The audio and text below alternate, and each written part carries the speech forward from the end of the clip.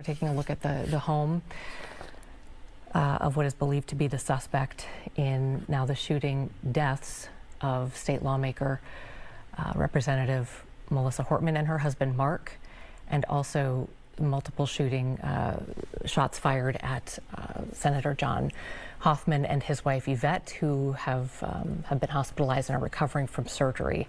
As you can see, law enforcement is now at the home of Vance Boelter, the suspect in today's assassinations on Democratic lawmakers up in Minnesota. And let me tell you this story is wild. It's crazy. It's weird. There's something not right about this situation. And I'll explain why. Don't worry.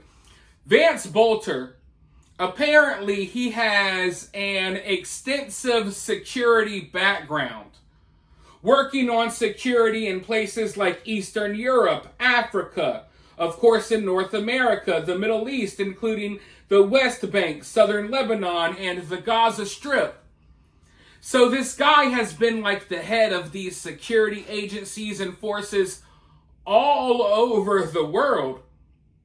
But before this, he was just an average, regular 7-Eleven manager, according to his LinkedIn profile, which, by the way, they are scrubbing all of his social media accounts because they don't want you to know what this guy's real political affiliations are. But anyways, this guy randomly went from being a 7-Eleven manager to all of a sudden being the leader and CEO of various security groups and, dare I say, mercenary groups across the world, including, I believe it's called the Red Lion Group, if I'm not mistaken.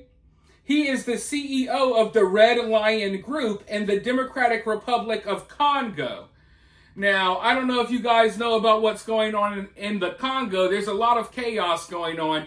And he's the CEO of this Red Lion Group, which some would describe as a security group. Some would describe as mercenaries. I don't know how you would describe it.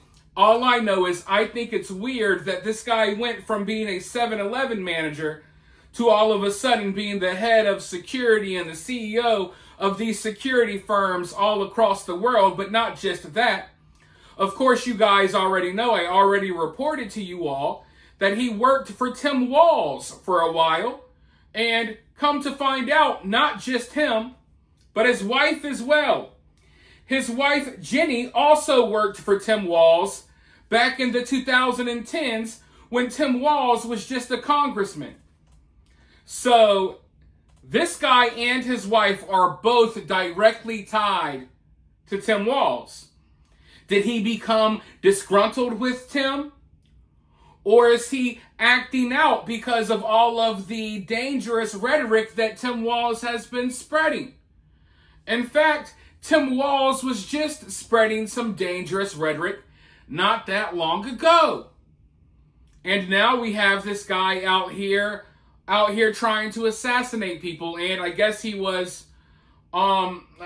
accomplished that mission, right? We even have photos of him attempting to break into John Hoffman's house.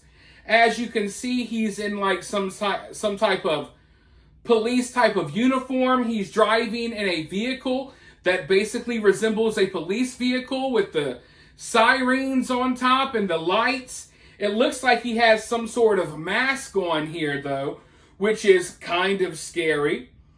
But from what I've seen, police directly engaged with this suspect. They directly engaged and got into a firefight with Vance, but somehow, some way, he was able to get away. This guy is riding around in a vehicle that looks just like a police vehicle. He has on a uniform that looks just like a police uniform, has this extensive background in security after being a 7-Eleven manager, and police were not even able to take him out. They got into a shootout, and I guess from what they claim, he ran out the back door and got away. That seems really convenient to me. I'm not saying that they let him get away. All I'm saying, damn, that's convenient. It's really convenient. I feel like when the police want to get somebody, they get somebody. And once again, I'm not saying they allowed him to get away. I'm just saying this story stinks to high heaven. This is not just your random guy. They will describe him as a lone wolf. No, this has three-letter agencies written all over it. This isn't just your average guy on the street that went crazy and decided to try to attack people. No, this is well thought out. This is well planned, riding around basically in a police vehicle with a police uniform on. You're directly tied to Tim Walz, the governor of Minnesota. You got all of these other ties to politicians. You're tied to all of these shady mercenary security organizations and firms all across the world. Now, I have a video that I want to show you of this guy talking. I'm not saying that there's anything really in this video, but I want you all to watch it so you guys get a better idea of who this guy is, how he sounds. I'm going to go ahead and play this clip, but before I do so, make sure you hit that like button and make sure you're subscribed. Also, drop a comment. Let me know what you think so far. And if you appreciate this channel and you really value my work, you can also donate via Cash App or Super Thanks. Always greatly appreciated. But of course, it's not mandatory. With that being said, let's roll this clip of Vance Boelter, and then I'll be right back with more thoughts. Hello, my name is Vance Boelter. I just go by Vance. No other names that I use. I live in Greenhow, Minnesota, about an hour away from the Minneapolis-St. Paul area. I'm affiliated with two funeral homes. I work full-time for Wolf Funeral Home, which is an intake location for about 6 funeral homes. And we also do all the intake for the National Cremation Society and the Neptune Society for all their cremation um, customers as well. So I mainly do removals at this point.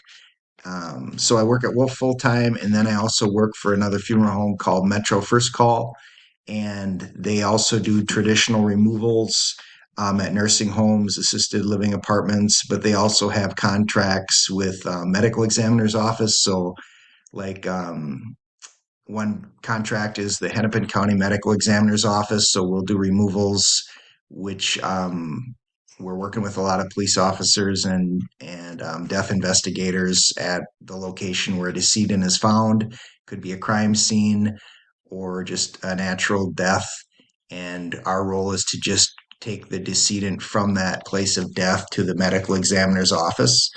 And so between those two locations, I'm working about 6 days a week.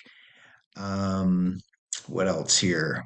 Family and pets. I have a wife and 5 kids, and we have 2 pets, German Shepherds. Fun fact about myself, I've been in the food industry about 30 years, and that led to an opportunity. I was invited to the Democratic Republic of Congo, which is located in Central Africa. When I was in high school, the country was called Zaire. That's a little bit more familiar with people, but it's the second largest country in Africa, right in the middle in the center there, and was asked a couple years ago to go and see what I could do for ideas on helping their food supply system. Their population is about 100 million people, and they import 80% of their food currently. So some of the food companies I worked for in the past were Farm to Fork, like Del Monte Foods and Golden Plump Poultry, where we did everything from at Del Monte, we planted the products to harvested them to process them and then shipped them out. In Golden Plump Poultry, we had our own hatcheries, grow out barns with the farmers, and then processing plants. So between those two companies, I have some experience with agriculture. And so over in the Democratic Republic of Congo, I had some ideas they thought were pretty promising, which the company I was working for at the time wasn't interested in doing anything in Africa. So I talked with my wife and we decided I just put in my 2-week notice and we just go off on our own to try to do these projects to help out in Africa. So we're doing farming and fishing projects in the Democratic Republic of Congo. And to help pay the bills, I just started working at a funeral home because the shift worked good for my schedule with the other things I was doing. And that led to some classes at DMAC, which led to this course. So just learning more about the funeral industry. And I think that covers everything. And I will look forward to seeing you in class, and we'll go from there. Now, despite the fact that this guy and his wife both worked directly with Tim Walz, people are still, and the media, they're going to still do whatever they can to distance this man away from Tim Walz. They're going to blame Trump. They're going to do the usual thing, which is why I thought it was important to highlight the fact that Vance was actually featured on the Minnesota Africans United website. Minnesota Africans United is a coalition and statewide organization for all African immigrant communities in Minnesota. MAU supports Minnesota's African immigrant community with representation from 55 African countries. We act as a connection for the network of African immigrants in Minnesota and for local African immigrant community organizations and small businesses. So somehow, in some way, this guy is connected and works for the Minnesota Africans United group. Does that sound like someone who is far right, an extreme right-wing type of guy? Someone that is working with African immigrants, bringing them into Minnesota to replace the population there? I don't think so. I don't think so at all. So I don't know who Vance really is, but I'm telling you right now, there's some shady stuff going on behind this dude. This is not your average person. Your average person does not go from being a manager at 7-Eleven to being the CEO of mercenary security groups in the Middle East and in the Congo and Gaza and Lebanon and these freaking war zones. So, I mean, looking at the guy, he does not look like an intimidating guy, but he obviously has knowledge when it comes to security. I'm sure this guy is most likely well trained. And he seems like someone that can give officers a problem. As of right now, at the time of this recording, he has not been caught. He is still out there on the loose. Maybe he'll be caught by the time you watch this video, hopefully so. But right now, they are warning people in this area to lock their doors. Do not answer the door for anyone, not even the police, because it turns out that sometimes the police ain't the police. It's a crazy lunatic in a mask that's trying to kill you. And people had to find that out the hard way in Minnesota today. Now, since this shooting, Vance has been spotted and caught on security cameras around Minnesota. Be careful out there. He is walking around with the cowboy hat on, basically blending in with crowds like nothing happened. So keep your eyes out, and please understand that this guy is armed, trained, and dangerous. But for now, you guys let me know your thoughts about this down in the comments below. While you're down there, hit that thumbs up, hit that subscribe, and ring that notification bell, and I'll talk to you all very soon in the next video.